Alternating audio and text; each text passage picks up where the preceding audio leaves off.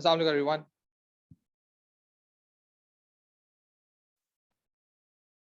इतना मिस कर रहा था ना यार मैं जैसे, बहुत बहुत खुश हो। चला, आप लोग समझ होंगे, पता नहीं किसको बोल रहा हूँ, मिस कर रहा हूँ, है ना। एकदम से क्लाइमैक्स आ गया है जी। इसका मतलब ये है कि आप लोगों को मेरी आवाज आ रही है। ओके जी, हम लोगों ने जनाब वो लास्ट क्लास के अंदर we did that uncle mids book. ठीक है, लिखते हैं पहले उसके बारे में। सही है, और उसी से आगे कंटिन्यू होना है हमारा ratio analysis. Sorry, ratio analysis कह रहा हूँ, अभी ये टू पढ़ाया ना, रेशो इमोशनल इंटेलिजेंस। ठीक है, और याद रखें कल की क्लास के अंदर हम लोगों ने एक डिस्टर्बेंस हैंडलिंग के अंदर जानबूझ के इमोशंस की और इंटेलिजेंस की बात की, ताकि ये चीज एकदम से बज आउट हो सके। तो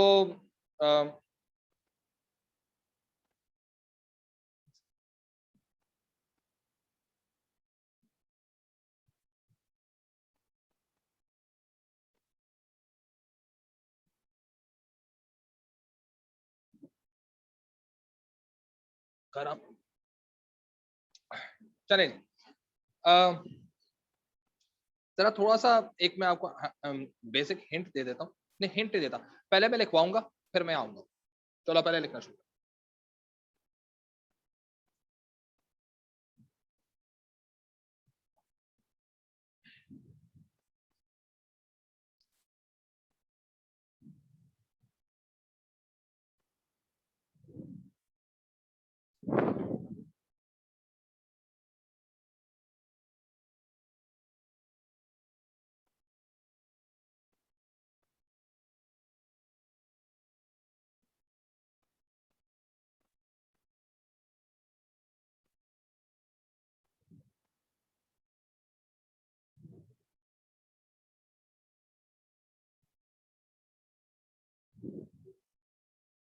ओके जी, सो हम लोग जो हैं इस वक्त ये हम लोगों ने लास्ट उसे लिखा था। ठीक है, लास्ट क्लास में हमने कुछ भी नहीं लिखा था, we went on discussing things. ये जितने भी चीज थी सारे के सारे हमारे पास थी इंफॉर्मेशन रोल के अंदर। ठीक है, अब हम लोग बात कर रहे हैं in terms of decision making role, जो हमने कल डिस्कस कर लिए थे। सही है, और अब हम उसके बारे में लिख रहे हैं।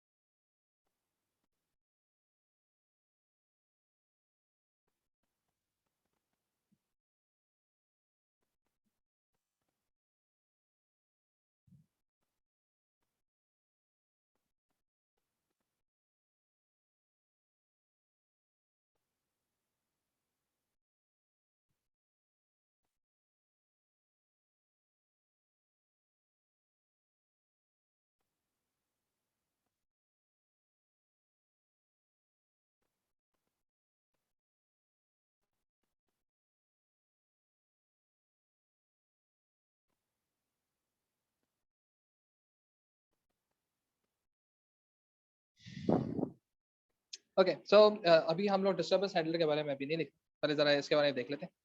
डिसीजन मेकिंग रोल होता क्या, how a manager handle and controls the decisions and it's results. ठीक है, जो डिसीजन ले रहे हैं वो कैसे ले रहे हैं, उनके रिजल्ट्स को कैसे वो एडहेयर करता है, किस तरह से वो उस चीज को कवर करता है, या किस तरह से उसको उसको रिस्पॉन्ड करता है। ये असल में क्लिक पार्ट है ऑफ डिसीजन मेकिंग। नेगोशिएटर कौन होता है जनाब? Negotiator is a one who is able to convince others। others में कौन कौन आते हैं? सबऑर्डिनेट्स जो उसके अंडर काम कर रहे हैं, पीयर्स जो उसके साथ काम कर रहे हैं, सुपरवाइजर जो उससे के ऊपर काम कर रहे हैं, क्लाइंट्स, कस्टमर बिजनेसेस भी हो सकते हैं, कस्टमर सप्लायर्स भी हो सकते हैं, तो other extra on own terms. ठीक है, अपनी टर्म्स पे उसको कन्विंस कर rather getting agreed on theirs. सही है, तो इतनी आपके अंदर पावर होनी चाहिए। रिसोर्स एलोकेटर क्या है जनाब? Resource since resources are limited and have high opportunity cost if delayed. अगर आप जल्दी डिसीजन नहीं लेंगे तो उसकी अपॉर्चुनिटी कॉस्ट बढ़नी शुरू हो जाती है। और अपॉर्चुनिटी कॉस्ट का मतलब ये है कि अब आप उससे उतना फायदा नहीं उठा सकते जितना पहले आप अच्छा फायदा उठा सकते। और किताबी तौर पर अगर हम बात करें, the cost of next best alternative या कॉस्ट फॉर गॉन, जो इकोनॉमिक्स की किताब में लिखी हुई होती है, कि वाली डेफिनेशंस भी हो सकती है। लेकिन मेरा ये ख्याल है कि अपॉर्चुनिटी कॉस्ट का मतलब ये होता है कि पहले अगर आप इसको हासिल करते हैं तो क्या गेन लेते, और अब आप हासिल करें तो क्या गेन लेते। तो difference between the gain is your opportunity cost. ठीक है, therefore resources should be arranged and allocated that are best for the task। ठीक है, and in hand, जो आपके अभी टास्क चल रहा है, ये नहीं कि जो टास्क अभी आने वाला है वो आया ही नहीं, उसके लिए रिसोर्सेज बैठ के एलोकेट करके बैठे हुए। जो अभी इन हैंड है उसके लिए बेस्ट रिसोर्स एलोकेट करनी है with possible lowest possible opportunity. ठीक है, एंटरप्रेन्योर कौन होता है जनाब? must consider the task in hand as his own personal task। ठीक है, should have creativity, innovation and inclination towards ideas and methodologies। सही है, टोटल जो है ना वो आप अपने आप को उसमें इन्वेस्ट करें, इंस्टेड के आप ये सोच के बैठे हो कि ठीक है ना यार कर लेंगे, टेंशन किस बात की है, ऐसा भी नहीं तो वैसा कैसे हो जाएगा, ये वो फ्रेंड बाकी ऐसा की शरारतें ना करें।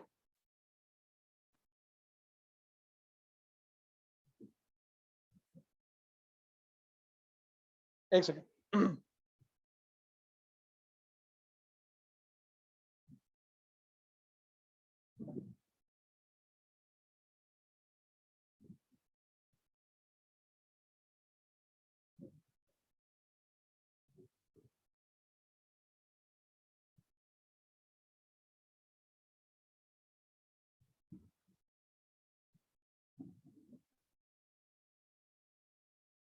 ठीक है जी, सो ये हमारे पास चीज आ गई। अब हम आ रहे हैं आखिरी इसके पॉइंट के ऊपर, which is known as disturbance handling.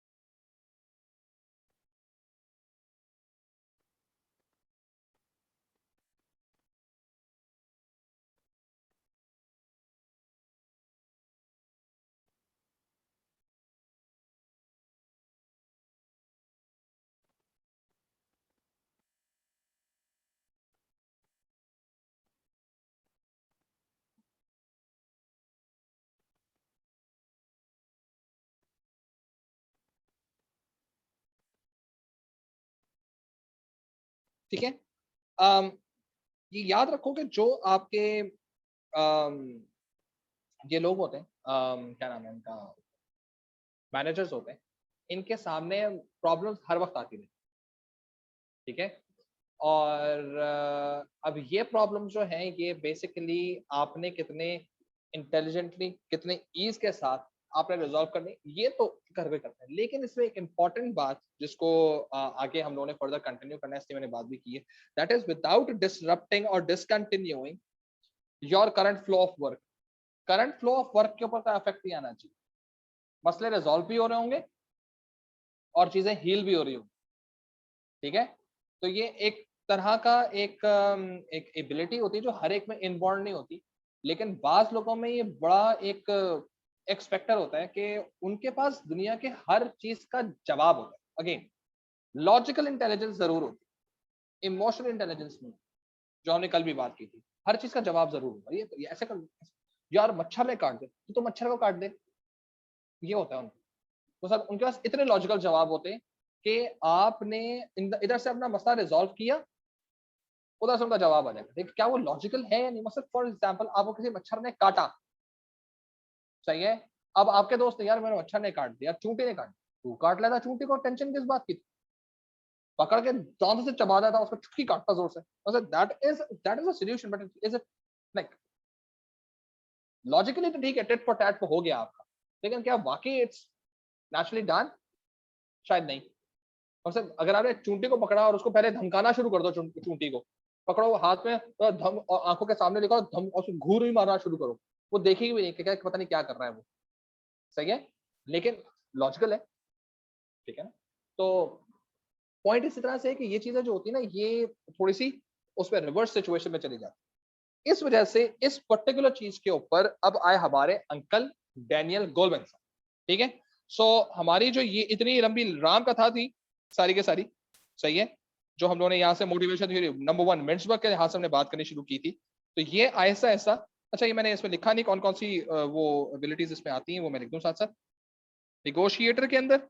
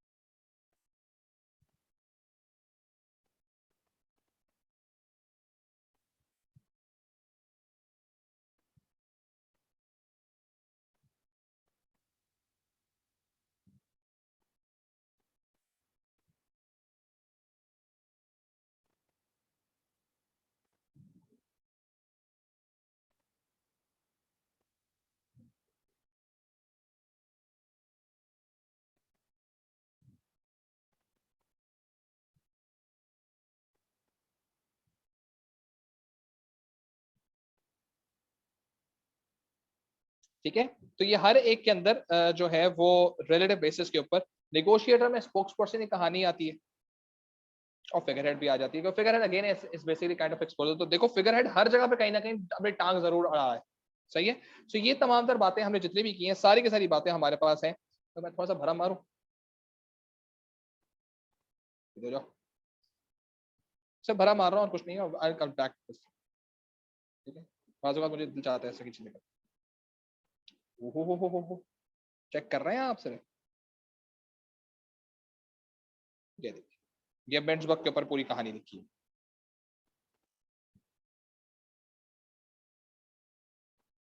सही है। Thank you very much, thank you for appreciation.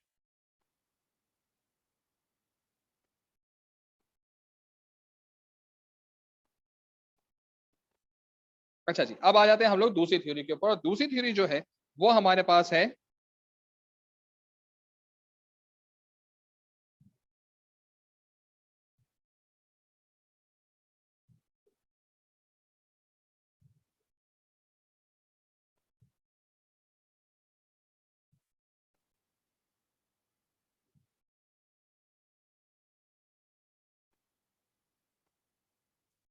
सही है। अब इमोशनल इंटेलिजेंस के लिए असल में जैसे हम लोग कहते हैं ना, लेंथ को मेजर करो, तो मीटर्स में भी हो सकता है, वो सेंटीमीटर्स में भी हो सकता है, वो फीट में भी हो सकता है, वो एरिया देखा जाए तो स्क्वायर यार्ड्स में होता है, स्क्वायर मीटर्स में होता है, ठीक है।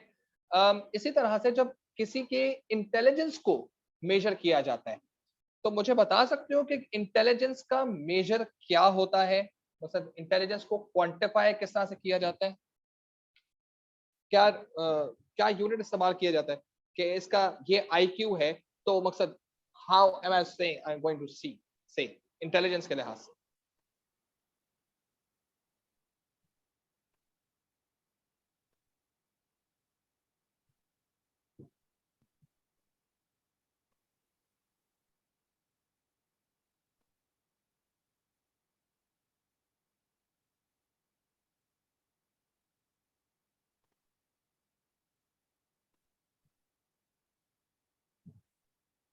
एनीवन?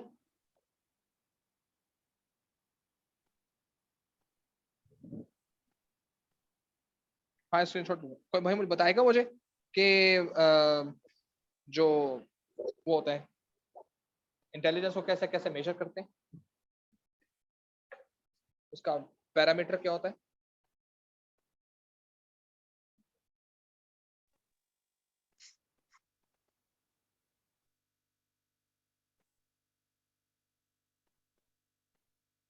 खुल जाना। इसको कहते हैं कोशेंट। Quotient, QUOTIENT, quotient. सही है। इसी वजह से इमोशनल इंटेलिजेंस या IQ कहा जाता है इंटेलिजेंस कोशेंट। सही है, इंटेलिजेंस कोशेंट। ठीक है, यानी कि इंटेलिजेंस का रेट।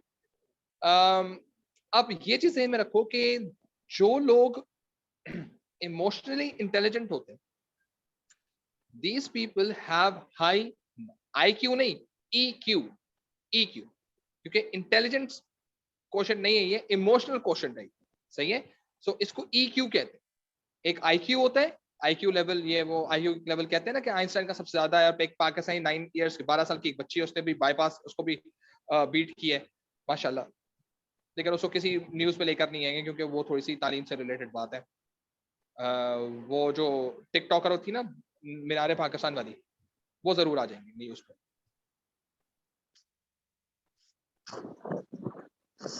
तो पॉइंट इस तरह से कि व्हाट इज इमोशनल इंटेलिजेंस, ये बात कल भी की थी, रिपीट कर।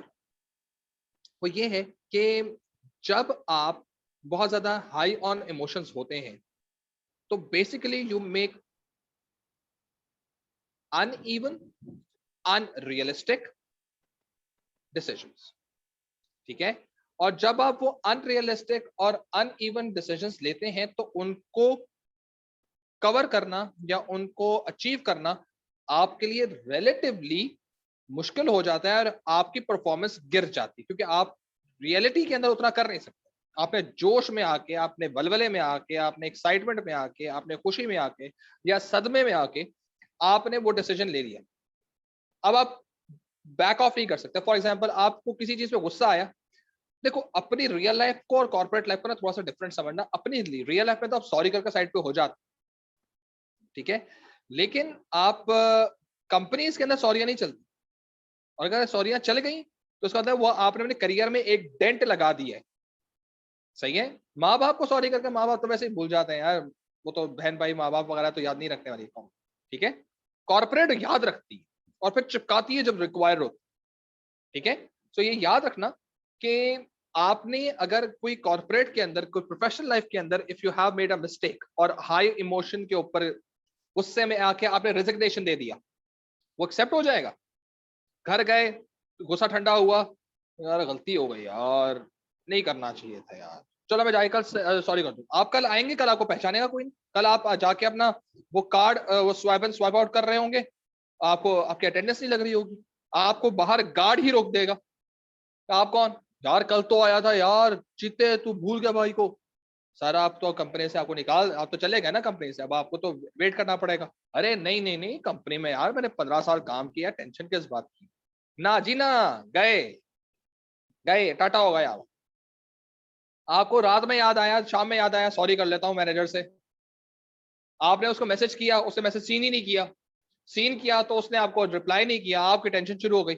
आपने कॉल कर दी उसको उठा के, आपने कहा सर जी वो मैंने आपको ये रेजिग्नेशन दिया था सर, वो सर बस सर वो सब माइंड में अच्छा नहीं था, है ना, मैंने तो साइन करके आगे हायर अथॉरिटीज को दे दिए, तो आपकी तो कल शाम तक आपको रीइंबर्समेंट आ जाएगी। आपके तो हाथ में जॉब ही नहीं है, आपने तो अपना स्वैग हिट मारा था उस जगह पर।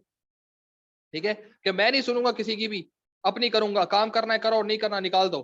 तो मैनेजर ने उसको बोला होगा हाँ ठीक है रेजिग्नेशन दे दो, हाँ दे रहा हूँ रेजिग्नेशन, पता नहीं क्या समझते अपने आप को, गए करके टाइप किया, प्रिंट आउट निकाला, साइन किया, दे दिया, उसने भी एक्सेप्ट कर लिया, आपकी चिट्ठी गुल। सही है, ये होता है, लोग ऐसा ही गलतियां करते हैं और फिर जॉब ही ढूंढ रहे होते हैं, कहते हैं अभी और अच्छी बुरी जॉब लगी हुई थी। इसलिए बाज़ औक़ात आप बहुत एक्साइटमेंट के अंदर ऐसे डिसीजंस ले जाते हैं कि फॉर एग्जांपल सेल्स के ऊपर बात आ रही है तो या रिजल्ट्स के ऊपर बात आ रही है, ऐसी मैं अपनी एग्जांपल दे रहा हूँ, ठीक है, कि भाई लास्ट ईयर का रिजल्ट आया, बड़ा खुश मैं, ये वो फलाने माँ के, भाई 2021 में जो जून का रिजल्ट आया उसमें बहुत सारे एस्टेरिक्स ये वो फलाने माँ के कर लिए। मुझसे बेस वालों ने पूछा भाई दानिश लास्ट ईयर माशाल्लाह आपका रिजल्ट बड़ा जबरदस्त था, आप बताएं यार कि इस बार आपके क्या टारगेट्स, क्योंकि मैं बहुत हाई ऑन एक्सपेक्टेशन, बहुत हाई ऑन इमोशन हूँ राइट नाउ। सर जी लास्ट ईयर टोटल आए मेरे, वैसे it is a reality, total मेरे आए 36 ए स्टार्स, ठीक है, A2 के अंदर। तो मैंने कहा सर लास्ट ईयर 36 ए स्टार, सर सारा ऑनलाइन पढ़ाने के बावजूद सर 36 ए स्टार्स आ गए सर A2 के अंदर, भाई को ओ नेक्स्ट लेवल है भाई, स्वैग ही नहीं खत्म हो रहा ना अपना। अब सही है 36 ए स्टार्स आना, it's fine, it's okay number. अच्छा इस बार क्या करो सर जी, 50 तो कहीं नहीं गए सर, 50 की बात करो सर, यार देखो दानिश 36 को मेंटेन कर लो। सही, अरे सर हल्का ले लिया भाई को, हल्का ले लिया, अभी तो ऑनलाइन था सर, अब कैंपस क्लासेस होंगे ना सर, भाई ऊपर से आएगा सर, 50 लिख दो, लिख दो, 50 नहीं हुए निकाल देना मुझे। ये मैंने किस पे बोल दिया, flex, swag, high on emotion, it not at all emotionally intelligent decision, a harsh decision, an unrealistic decision। अब पूरी जान मार दी मैंने पकड़, कैंपस क्लासेस हुई, रेगुलर आ रहा हूँ, अपनी तरह फुल प्रोडक्टिविटी कर रहा हूँ, ये वो फ्लैट दिमाग के लेटर पढ़ा शटर सब कुछ कर, 38 एस्टेरिक्स आ गए। मैंने तो अपनी तरफ से इंप्रूवमेंट दिखा दी, 36 से 38 आ गया मैंने, लेकिन टारगेट क्या दिया था 50।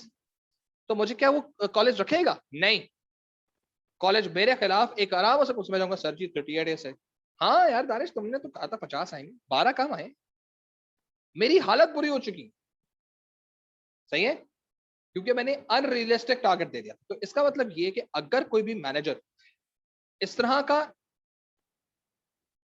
बेवकूफ है ना, तो वो अच्छा मैनेजर नहीं है, सही है। तो डैनियल गोलमैन ने यहां से बात की कि यार आपने, सही है, वर्क फ्लो को इंटेलिजेंटली और ईज में आप सॉल्व करना है, कर दें, लेकिन ये भी जहन में रखो, अब जैसे फर्दर आगे क्या बात करनी शुरू कर, देखो ठीक है कंटिन्यू फ्लो होना चाहिए, इंटेलिजेंट होना चाहिए, लेकिन मेक श्योर करो कि आपके पास जो आपका मैनेजर है, जो मेंस वक्त आप बात नहीं कर सके या आपके जहन में होगी लेकिन आपने कोट नहीं किया, मैं उसको थोड़ा सा समझाने की कोशिश करता हूँ और उसको अपनी थ्योरी दी कि भाई हाई और इमोशंस के अंदर और लो ऑफ इमोशंस अगर आपके साथ किसी चीज से अटैच हो, तो you basically make some unrealistic, incorrect, insufficient,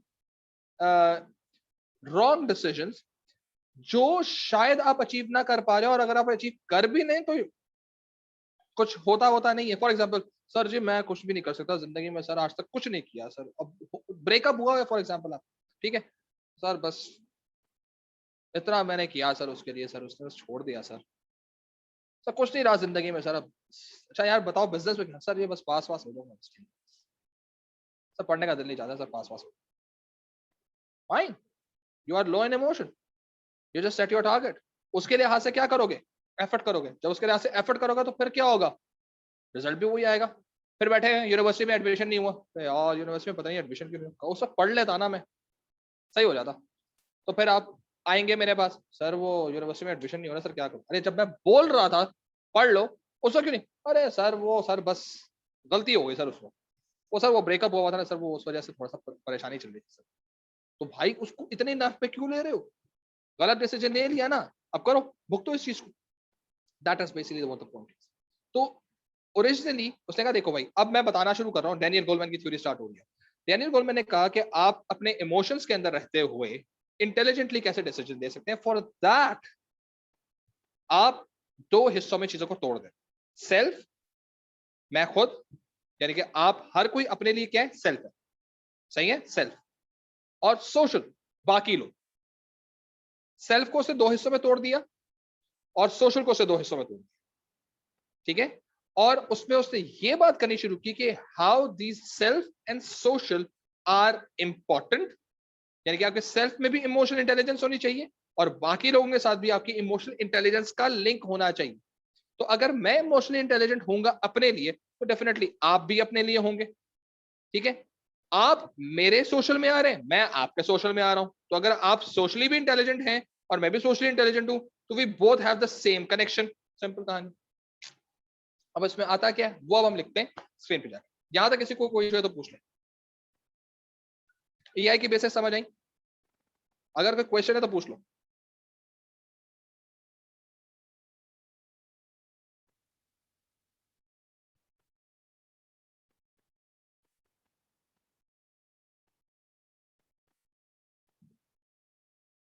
चलो गुड है।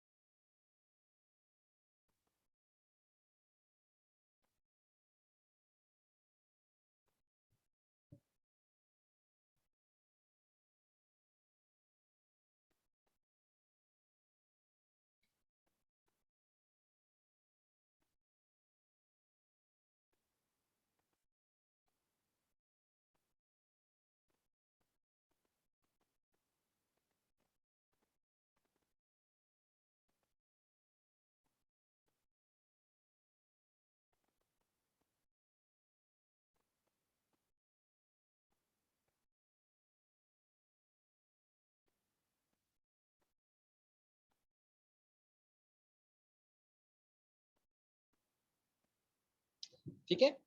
सो अब ये चीज ध्यान में रखो कि हमारे पास 4 चीजें हमारे पास सामने आ गई, जिसके अंदर हम लोगों ने बात करनी है। जरा इसका भी जरा कलर चेंज कर दो, तो मैं आपको कोई खट्टा कलर, कोई खट्टा कलर, कलर ज्यादा नहीं होता यार इसके अंदर। ग्रीन, चलो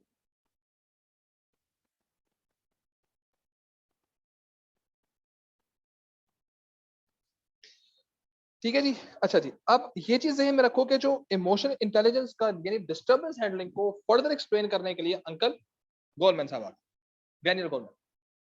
ठीक है, उन्होंने कहा ये कि जो आपका इमोशनल इंटेलिजेंस है, सही है, जिसको हम EI भी कह सकते हैं, EQ भी कह सकते हैं, सही है, वो 2 हिस्सों में टूट जाते हैं, आप खुद और दूसरे।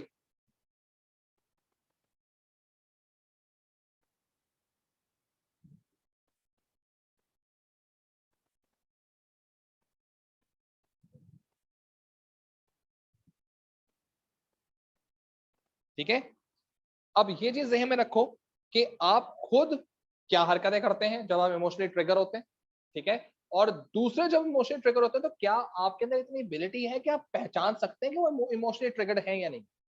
ये बड़ी लंबी कहानी है वैसे, सही है।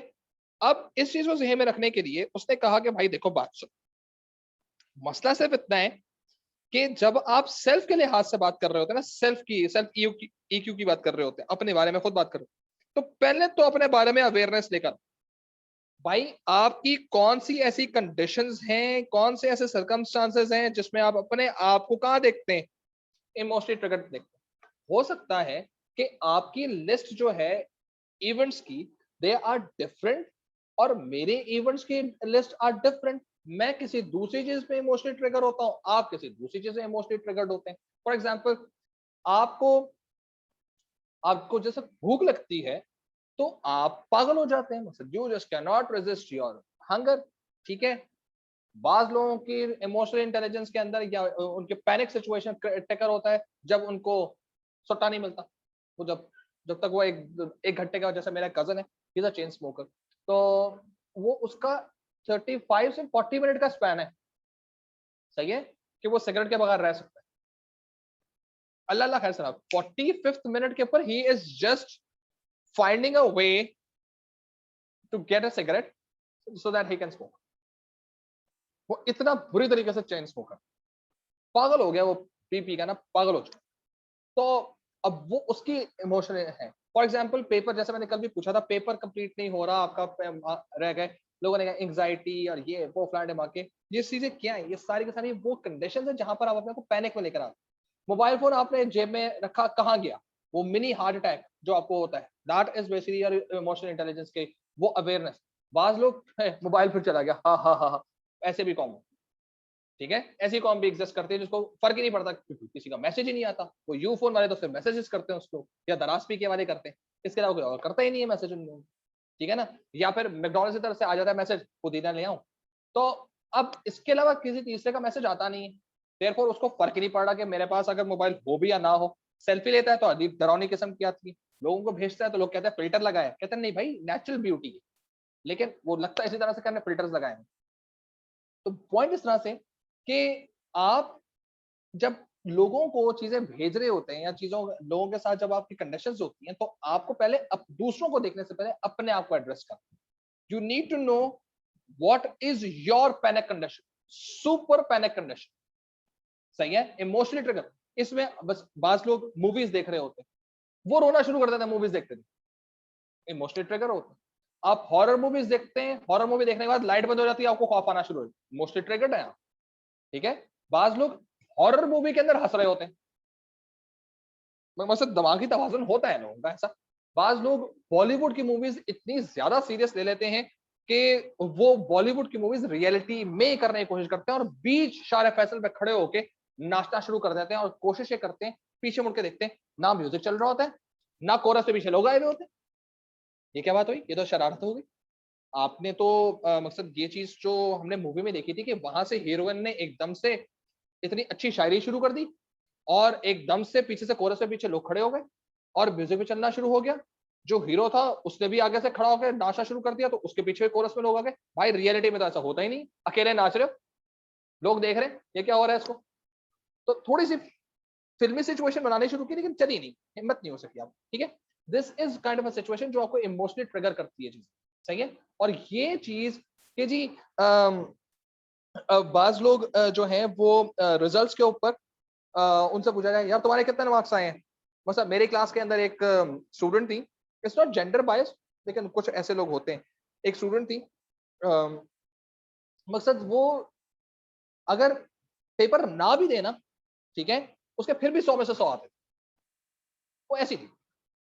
अब हुआ ये कि पेपर के, अच्छा मेरी उसे टसल इस सेंस में लगती थी कि हम लोगों के ग्रेडिंग के ऊपर थोड़ा सा हमारे अम्मा अब्बा जो है दोनों के, वो थोड़े से ज्यादा फ्रेंड भी थे, और उनके हमारे अम्मा अब्बा के दरमियान जो एक कंपैरेटिव थ्योरी का जो एक सेशन चलता था वो काफी चलता था। तो एक दिन उसका रिजल्ट्स आया और she was like literally she was devastated. तो आई जस्ट, मैंने कहा पता नहीं क्या हो गया। अच्छा फ्रैंकली दिल में तो खुशी ये थी कि शायद मेरा नंबर ज्यादा, ठीक है। तो अब मैंने उससे पूछा मैंने क्या क्या स्कोर, अच्छा मेरा टोटल स्कोर था 89 I guess 89, and I was very happy, ठीक है, I was literally very happy. मैंने 89 स्कोर है 100 में से, ठीक है, गुड गुड स्कोर यार, कोई बुरी बात नहीं है। और मुझे मालूम था मैंने कहाँ गलती की, तो आई न्यू कि मैंने कहाँ गलती की, वो ब्लडर एक मुझसे हो गया था, उसके वजह से मेरे 11 नंबर जाने थे, यही सोचा था उतने ही कटे। मैंने उससे पूछा यार क्या हुआ, अरे I am pretty satisfied with it ना। उससे पूछा कितने, क्या 98,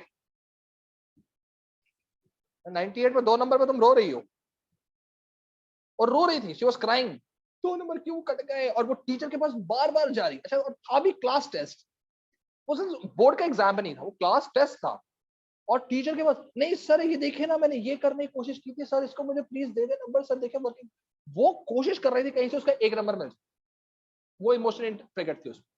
and I was like simply I am waiting कि ठीक है अगर बारी आ जाएगी तो ठीक है, नहीं आती तो बस ये बात थी। तो दैट इज बेसिक पॉइंट होता है बाज लोगों का।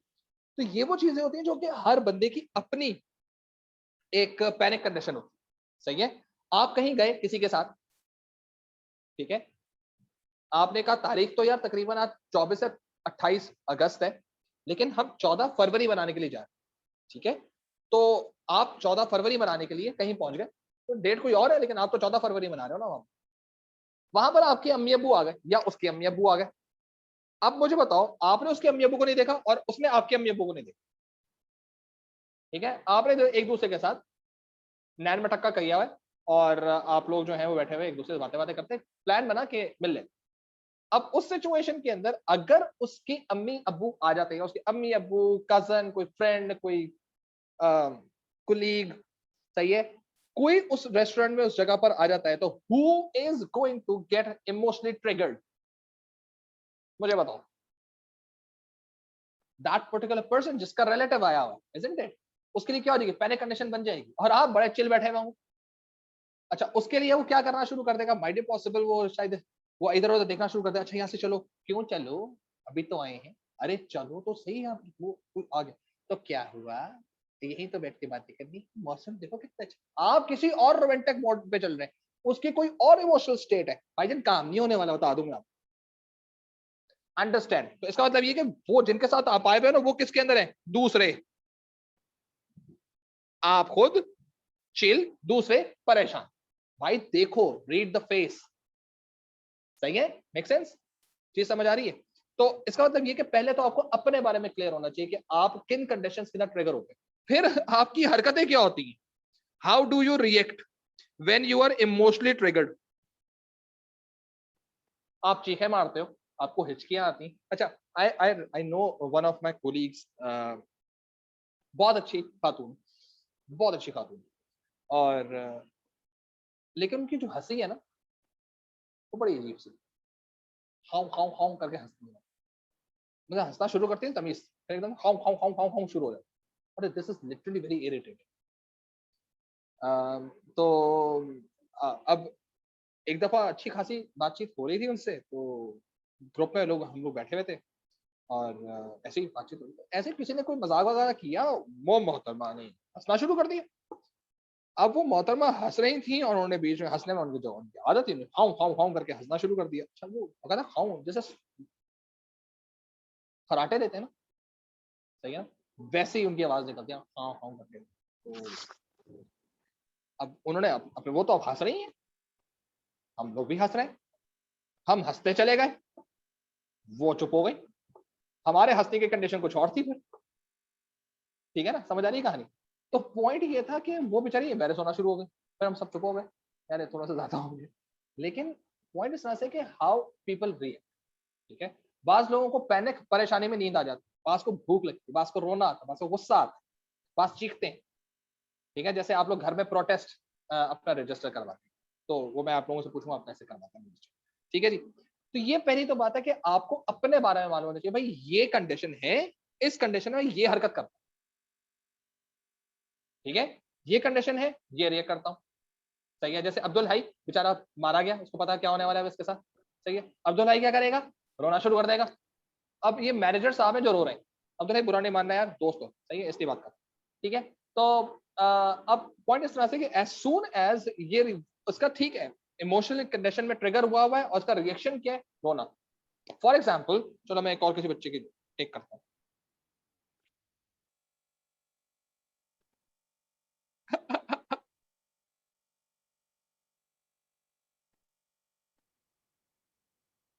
हाँ सर, वैसे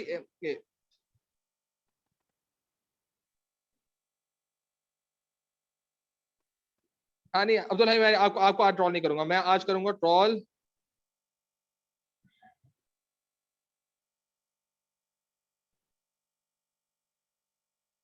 फॉर एग्जाम्पल मदीहा को। सही है, चलो जी मदीहा, आज आपकी बारी, गई आप। ठीक है जी, अच्छा अब मदीहा का जो पॉइंट है वो ये है, मदीहा बुरा नहीं मानना बच्चे, ठीक है, अगर बुरा मानते हो तो मानती रहो। तो अब पॉइंट ये है कि मदीहा शायद को जो है वो चीख मारने का शौक। ठीक है, वो पैनिक में आती है, चीख मारती, चीख मारती, जोर से चीख मारती। तो ये इनकी कंडीशन है इमोशन ट्रिगर होने में, और कंडक्ट क्या, चीख मार। घर पे तो चीखें सुनते रहते हैं लोग। सही है, जोर से दरवाजा बंद कर देना, कमरे में बंद करके बैठ जाना, और कोई भी आ जाए उससे बात ना करना, ये तरीका है। हो सकता है तरीका कोई और हो, लेकिन मैं अभी फॉर एग्जाम्पल के तौर पर मदीहा के लिए बात।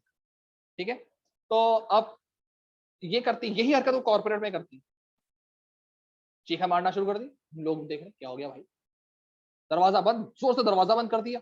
ओके चलो, एटीट्यूड है भाई। अच्छा अब मीटिंग है, थोड़ी देर के बाद मदीहा साहब बाहर ही नहीं आ रही। अरे क्यों नहीं, मैं बात नहीं करूंगी। अरे बात नहीं करूंगी, मीटिंग में तो आ जाओ, कॉर्पोरेट की मीटिंग है। नहीं मैं तो नहीं आ रही। अरे क्यों नहीं आ रही, बस बात नहीं करो मुझसे। चलो वो मीटिंग में मुंह सुझा के बैठ गई। अब सब लोग बैठ के सुन रहे मदीहा साहब का मुंह सुझाओ। अब वो पूछा Madiha are you alright, as a, तो वो अपना, अब जाहिर सी बात है सबको पता चल जाएगा what is happening. This is not the right way. इसका मतलब ये, you need to know what are your conducts and what are the conditions. ठीक है, अब क्योंकि आप मैनेजर हैं, ठीक है, now this is your responsibility, your world's biggest responsibility, कि आपको दूसरों के बारे में, ये दूसरे कौन है, जिनके मैनेजर आप हैं। यानी अगर मैं फॉर एग्जांपल, चलो मैं इस वक्त आप लोगों को देख नहीं रहा, तो आई हैव नो आइडिया कि आप लोग किस तरह से रिएक्ट कर रहे हैं। हो सकता है कुछ लोग मेरी बात सुनकर शायद थोड़ा सा स्माइल कर रहे हो, कुछ हो सकता है वो हंस रहे हो, कुछ लोगों को इंटरेस्टिंग लगे, कुछ को बोरिंग लगे। आई रियली डोंट नो, लेकिन if you are in front of me in my class, campus के अंदर, तो आई रियली नो कि आपकी शक्लें पे क्या क्या रिएक्शंस आ रहे हैं। तो I keep on like changing my examples, and कि हो सकता है इस वक्त मदीहा को बहुत बुरा लगा, मुझे क्या पता, मैं देख थोड़ी रहा हूँ। इसका मतलब मेरा सेल्फ ईआई तो ठीक है, मेरा सोशल इस वक्त थोड़ा सा वीक है, क्योंकि मैंने वीडियोस ओपन नहीं करवाई, अगर वीडियोस ओपन करूंगा तो मैं लिखूंगा नहीं। तो there is kind of like a weak social EI इस वक्त, मेरा सोशल ईआई वीक है, क्योंकि मदीहा या हाई या माहिद या हमजा या कोई और बच्चा जो है, वो हसन, वो मेरे अभी सोशल में तो है, लेकिन मैं उसको विजुअली देख नहीं पा रहा। लेकिन if you are in my class, तो विजुअली आपके इंटरेक्शन, आपके रिएक्शन में नजर आ रहे हैं। ठीक है, अब ये देखना कि आपका जो सबऑर्डिनेट है, या आपका जो क्लाइंट है, या आपका जो पीयर है, या आपका जो सुपरवाइजर है, जिसके साथ आप बात करें, जिस दूसरे की आप बात करें, उसके बारे में आपको कितना पता है कि वो किन कंडीशंस के अंदर और सर्कमस्टांसेस के अंदर अपने आप को इमोशनली ट्रिगर करता है। याद रखो, आपकी कंडीशंस और उसकी कंडीशंस सेम भी हो सकती है और डिफरेंट भी हो सकती हैं। आप तो मैनेजर हो ना, your responsibility. You need to know कि वो दूसरा बंदा किस कंडीशन में ट्रिगर होगा। हो सकता है घर के लाइट ना होना, घर की लाइट नहीं थी, रात को सारा सो नहीं सके, जनरेटर भी खराब हो गया था, रात में बेचारे गर्मी में सोया है, गर्मी में सोया तो डेफिनेटली उसके पास, अब वो आया, बाहर आया, उसके कपड़े सही तरह से प्रेस नहीं हुए, ठीक है, ओ भाई वो इसलिए प्रेस नहीं हुए क्योंकि, और उसके जो है वो अगर सही तरह से वो प्रेस नहीं हुआ या उसके कपड़े का कल के कपड़े दोबारा पहन लिए, तो do not start like bashing that person. Understand the condition, there must be something wrong. एक बंदा प्रोडक्टिवली काम नहीं कर पा रहा, वो परेशान है, आपको बाय फेस नजर आना चाहिए, क्योंकि दैट पर्सन इफ परेशान, ये बात असल में कहां से रही है, दैट पर्सन इफ रिमेन्स परेशान will do work with low productivity, or in order to meet low productivity, in order to meet the low productivity, सही है, he might become moved, वो मोटिवेशन मूव वाली कहानी, और when he is moved तो might he start working efficiently। समझ आ रही कहानी? ये पूरा राउंड ग्लोब समझ आ रहा है? असल में अगर कोई बंदा इमोशनली स्टेबल नहीं होगा तो वो एफिशिएंटली काम करेगा, वो उसकी वो लेस प्रोडक्टिव होगा, वो शॉर्टकट्स ढूंढ के काम करने को, वो इमोशनली वो नहीं है, प्रेजेंट नहीं है, वो केपेबल नहीं है, वो उतना स्ट्रांग नहीं है इस वक्त वो इफेक्टिवली काम कर सके। हमें तो इफेक्टिवली चाहिए, इसलिए ये होना कि by the end of the game आपको आपके रिजल्ट्स गलत मिल रहे हो और आप पकड़ के उसको बैश कर रहे हो, यू नीड टू अंडरस्टैंड कि यू नीड टू नो कि दैट पर्टिकुलर पर्सन। अब इसका मतलब ये है कि अगर कोई टीचर कोई 5-6 हजार बच्चा पढ़ा रहा है, ये उसका सब्जेक्टिव नहीं, उसके प्रोफेशन बेस के ऊपर रिस्पॉन्सिबिलिटी है कि उसको 5-6 हजार बच्चे के इमोशन के बारे में मालूम होना चाहिए। when this particular kid is not writing, why not studying, and so on and so forth। लेकिन they do not have this much of time। सही है, एक अच्छे मैनेजर के लिए भी यही चीज होती है कि उसके अंडर की टीम में 20-25 लोग हैं, एक एक बंदे की रग रग से वाकिफ होना चाहिए, जैसे आपके पेरेंट्स आपकी रग रग से वाकिफ। आप कोई बात बनाना शुरू करते हैं, आप ऐसे ही चले जाते हैं अब्बू के पास, अब्बू वो ना आपसे बात करी थी, क्या चाहिए? नहीं अब्बू चाहिए तो कुछ भी नहीं है ऐसे। हाँ हाँ बोलो बोलो क्या चाहिए? देखो iPhone 13 नहीं मिलने वाला तुम्हें, और तुम्हारी जो गाड़ी का मसला था वो भी अभी नहीं सही हो सकता, इसके अलावा बोलो। अरे अब्बू छोड़े चले मैं बाद में। अरे अब्बू को कैसे पता चल गया ये? क्योंकि अब्बा जो है ना तेरा अब्बा है, ठीक है, उनको पता है किस चीज के लिए मेरे पास आएगा, क्योंकि दे आर, जैसे अम्मी अभी कुछ नहीं पका, और फ्रिज खोल के देखो अभी तो खाना लगाया था, क्या देख रहे हो? और सर उनको पता होता है कि यार what is literally is going on in your mind. सही है, क्योंकि they know you way better than you know yourself. सही है, and that is so true for most of the parents. बाद ऐसे पेरेंट्स भी, क्या कर रहे हो? अच्छा मुझे तो पता ही नहीं। बाद ऐसे पेरेंट्स भी होते हैं उनको पता ही नहीं होता उनके बच्चे ने एडमिशन भी ले लिया। सही है, एक लास्ट ईयर एक कॉलेज था, अल्हम्दुलिल्लाह मैंने वो कॉलेज छोड़ दिया, तो वहां पर एक पेरेंट को मैंने कॉल की, तो तकरीबन ये मार्च के आखिर में मॉक्स होता, मॉक्स में उसने अपेयर नहीं हुआ, तो मैंने कॉल करवाई, तो कॉलेज से कह दिया सर हम तो कॉल नहीं करेंगे, अगर आपने कॉल करना है तो आप कर लें। मैंने ठीक है मैं कॉल कर लेता हूँ। मैंने खैर नंबर पकड़ा, कॉल कर, मेरे सामने कुछ जी आपके बच्चे का यही नाम है, अच्छा थी वो खातून, तो ये नाम है, तो आप का जो बच्चा है उसने अभी तक मेरी क्लास की एक अटेंडेंस भी उसकी नहीं है। उनकी तरफ से पता है क्या सवाल आया था? क्लासेस स्टार्ट हो गई? मैंने कहा खत्म होने वाली है। नहीं मकसद ऑनलाइन हो रही है। ओह वाह, जी हो रही है, अगस्त से स्टार्टेड है और हमने पेपर से तो सीआई होने वाली। अच्छा, आप कॉलेज से ही बात कर रहे हैं? अच्छा, अच्छा वो जो मुझसे पैसे लेके जाती थी वो फीस क्या कह के जाती थी? अच्छा इसलिए वो फीस मांगती थी। अच्छा अच्छा अच्छा अच्छा अच्छा, बड़ी बात है। वैसे फीस कितनी है आपकी? मैं कहा मेरी वो फीस नहीं, कॉलेज की फीस है, कॉलेज से पूछ लीजिए। अच्छा सर जरा मेरा आप अपना नाम बताएंगे, आप क्या पढ़ाते हैं? जी मैं बिजनेस पढ़ा। कॉलेज की फीस के बारे में पता है आपको? जी तकरीबन कोई 35 के करीब। कितनी? 35 के करीब, 35,000 एक मंथ की, 2 मंथ की, पर मंथ। उसने तो मुझे कहा था 60,000 रुपए ले। ये तो पेरेंट्स होते हैं, वहां फुल अय्याशी मारी, फुल। ठीक है ना? तो पता चल गया अवेयरनेस कितनी। अब ये चीज सामने आनी चाहिए कि जी ठीक है, आप अवेयर हैं, what are their conduct, how they react emotionally triggered. सही है? They react. And then cohesion, cohesion का मतलब ये होता है interact with other people, togetherness. आपने अभी क्लास के अंदर मैं आपको ये प्रैक्टिकल इंप्लीमेंटेशन करके भी दिखाऊंगा। आपके ग्रुप्स बनाऊंगा और बाज ग्रुप्स के अंदर आपके सगे दोस्त को डाल दो, लेकिन आपको नहीं डाल, और आपको ऐसे ग्रुप में डालूंगा इंशाल्लाह जहां पर ऐसे शख्स आपके साथ होगा या ऐसे अशखास साथ आपके लोग आपके साथ होंगे जिनको आप इंतहा से ज्यादा आपकी हटती है। आप पता है क्या बोलेंगे? सर मुझे इस ग्रुप पे नहीं काम करना, सर मैं इस ग्रुप पे चले जाऊं या चली जाऊं? ना ना ना, ऐसे थोड़ी होने वाला है। कंपनी में आपसे पूछ के थोड़ी सेल्स टीम बनाई जाएगी, कंपनी में आपसे पूछ के थोड़ी टीम बनाई जाएगी। कंपनी में तो टीम बता दी जाएगी, भाई टीम है, अच्छा लगता है बुरा लगता है, काम करना है। अब टुगेदरनेस होनी चाहिए। ये मेरे मैनेजर की रिस्पॉन्सिबिलिटी है कि अगर मैं किसी बंदे के साथ अनकंफर्टेबल हूं तो वो अनकंफर्ट जोन को सिक्योर करने का रिस्पॉन्सिबिलिटी किसके हाथ में? मैनेजर के हाथ।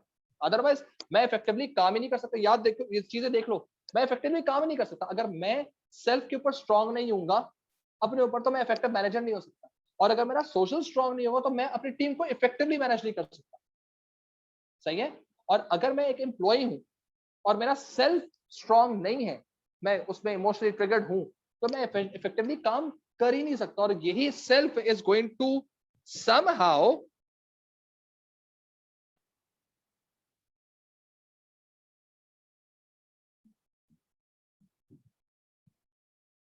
Affect social EQ. Self EQ social EQ को अफेक्ट करता है। सेल्फ स्ट्रांग होगा ना तो सोशल भी स्ट्रांग हो सकता है, लेकिन अगर सेल्फ वीक होगा तो सोशल डेफिनेटली वीक आएगा। पता ही नहीं है, अपना नहीं पता तो दूसरों को क्या पता। कहानी समझ आती है? यहां तक कहानी समझ आती है सबको? ठीक है, तो this is basically what we have. अब इसके बारे में इंशाल्लाह ताला हम लोग कल की क्लास में लिखेंगे। Any questions regarding this?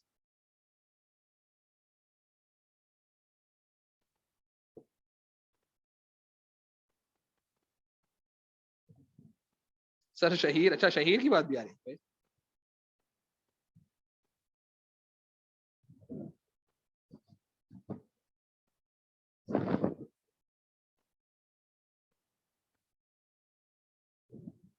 Good है जी, चलें जाए एंजॉय करें, हैव फन। ओके मदिया, अगर आपको मेरी बात बुरी लगी बेटे जी, आई एम नॉट सॉरी। सही है, जाए एंजॉय करें, हैव फन। Allah Hafiz.